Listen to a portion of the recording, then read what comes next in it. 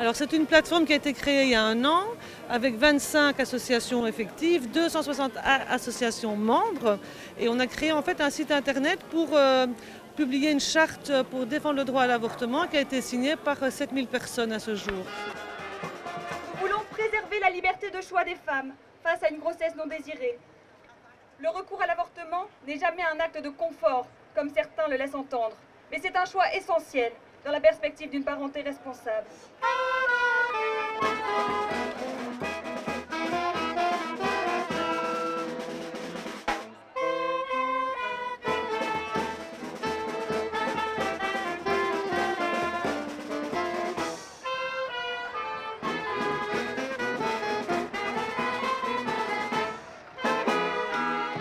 C'est jusqu'il y a quelques années que c'était d'une certaine manière un droit acquis, qu'il était normal que l'égalité des sexes se traduise par la liberté qu'ont les femmes de disposer de leur corps. Il semble que certains veulent remettre ça en question et ça ne va pas.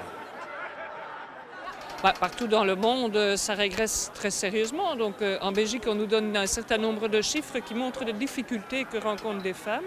Et bien entendu, il y a ces mouvements qui commencent à être sérieusement inquiétants en revendiquant ce que moi je considère comme être une régression, quoi. Donc c'est un peu normal qu'on se mobilise. Et on voit bien qu'à travers différents États membres, des partis populistes qui vont chercher des arguments dans tous les domaines pour essayer de remettre en cause une Europe progressiste, on voit que ça se développe un peu partout. Et donc il est important que les démocrates, que les progressistes, que celles et ceux qui veulent une société de liberté se manifestent et défendent fortement les droits de la démocratie. Je dois vous dire que par ailleurs, moi qui reviens de l'ONU pour la commission du statut de la femme, les droits sexuels et reproductifs sont systématiquement un vocabulaire qui tente d'être évincé des textes, des résolutions et des conclusions agréées. Et donc toutes les sonnettes d'alarme, j'ai envie de dire, sont avec les clignotants au rouge. Et donc c'est vraiment très important pour nous d'être là aujourd'hui.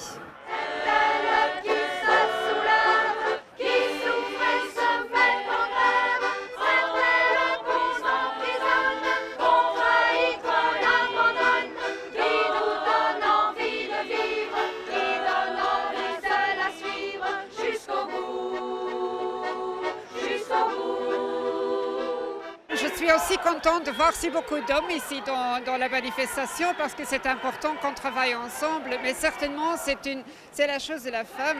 Alors c'est toujours la femme qui souffre, mais je suis très contente de voir si beaucoup d'hommes qui sont en solidarité avec les femmes. L'avortement c'est jamais drôle.